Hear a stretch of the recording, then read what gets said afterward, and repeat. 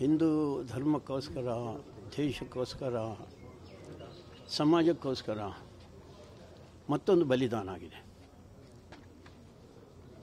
1000 ವರ್ಷದ ಇತಿಹಾಸ ಇದು. ರಾಕ್ಷಸರು ಮತ್ತು ಸಜ್ಜನರ ಮಧ್ಯದಲ್ಲಿ ಹೋರಾಟ ನಡೀತಾನೆ ಇದೆ. ಅದರಲ್ಲಿ ಮತ್ತೆ ನಿನ್ನೆ ಒಂದು ಬಲಿದಾನ ಆಗಿದೆ. ತಾಯಿ ಭಾರತಿ ಬಂಜೆ ಅಲ್ಲ, ಅಥವಾ ಇವರು ಯಾರನ್ನೋ ಒಬ್ಬನನ್ನು ಹೊಡೆದು ಉರುಳಿಸಿದ್ರಿಂದ ಹೋರಾಟ ನಿಲ್ತದೆ ಅಂತೂ ಏನಿಲ್ಲ. ಹಿಂದೂ ಸಮಾಜ ಎದುರಿಸ್ಕೊಂಡೇ ಬಂದಿತ್ತು. ಅದರಲ್ಲಿ ಕಳ್ಳತನದಿಂದ, ಮೋಸದಿಂದ ರಾಕ್ಷಸರು ಹಾಗೇ ಮಾಡ್ತಾ ಬಂದಿರೋದು. ರಾಕ್ಷಸರು ಎದುರಿಂದಲೇ ಏನು ಹೋರಾಟ ಮಾಡಿದ್ದಾರೆ ಅಂತೇನಿಲ್ಲ. ಅವರು ಈ ರೀತಿಯ ಹೋರಾಟವನ್ನೇ ಮಾಡ್ತಾ ಬಿದ್ದದ್ದು, ಛಾಯಾ ಯುದ್ಧ ಅಂತ ಮಾಡ್ತಾ ಬಂದಿರುವಂಥದ್ದು. ಅದರಲ್ಲಿ ಇದು ಮತ್ತೊಂದು ಬಲಿದಾನ. ಒಬ್ಬ ಒಳ್ಳೆಯ ಧೀಮಂತ,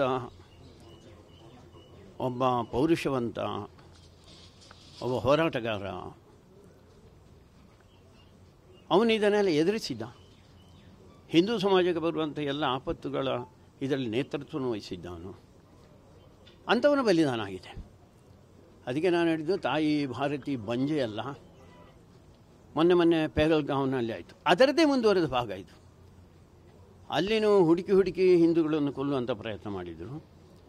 ಊರಿನಲ್ಲಿದ್ದವರನ್ನು ಆ ರೀತಿ ಒಂದು ಪ್ರಯತ್ನ ಮಾಡ್ತಾರೆ. ಅಲ್ಲಿನೇನು ಪ್ರಧಾನಮಂತ್ರಿಯವರು ಹೇಳಿದ್ದರು, ಯಾರ್ಯಾರು ಉಗ್ರಗಾಮಿಗಳಿದ್ದಾರೋ ಅವರನ್ನು ಹುಡುಕಿ ನಾಶ ಮಾಡ್ತೇವೆ ಅಂತ. ಆ ಉಗ್ರಗಾಮಿ ಪೀಳಿಗೆ ಇಲ್ಲಿನೂ ಇದೆ, ಜಿಹಾದಿ ಮಾನಸಿಕತೆ ಇಲ್ಲಿನೂ ಇದೆ. ಅದಕ್ಕೋಸ್ಕರ ಇದು ಹೋರಾಟ ನಿಲ್ಲೋದಿಲ್ಲ. ಇದು ಒಂದು ಶಾಂತಿಯುತವಾದಂಥ ಜೀವನ ನಡೆಸಬೇಕು ಅಂತ ಹಿಂದೂ ಯೋಚನೆ ಮಾಡ್ತಾ ಇರೋದು. 1000 ವರ್ಷದಿಂದಲೂ ಹಿಂದೂ ಸಮಾಜ ಯಾರ ಮೇಲೂ ಆಕ್ರಮಣ ಮಾಡಲಿಲ್ಲ, ಯಾರ ಮೇಲೂ ಅನ್ಯಾಯ ಮಾಡ್ತಾ ಬರಲಿಲ್ಲ. ಪ್ರವೀಣ್ ನೆಟ್ಟಾರ್ನ ಕೊಲೆಯೂ ಹಾಗೆ ಆಯಿತು. ಒಬ್ಬ ಸಜ್ಜನ ಸಮಾಜ ಹಿತಚಿಂತಕನ ಕೊಲೆಯನ್ನು ಯಾವುದೇ ಉದ್ದೇಶ ಇಲ್ಲದೆ ಕೊಲೆ ಮಾಡಿದರು. ಇವತ್ತು ಅದೇ ರೀತಿಯ ಯೋಚನೆಯನ್ನು ಮುಂದುವರಿಸ್ತಾ ಬಂದಿದೆ.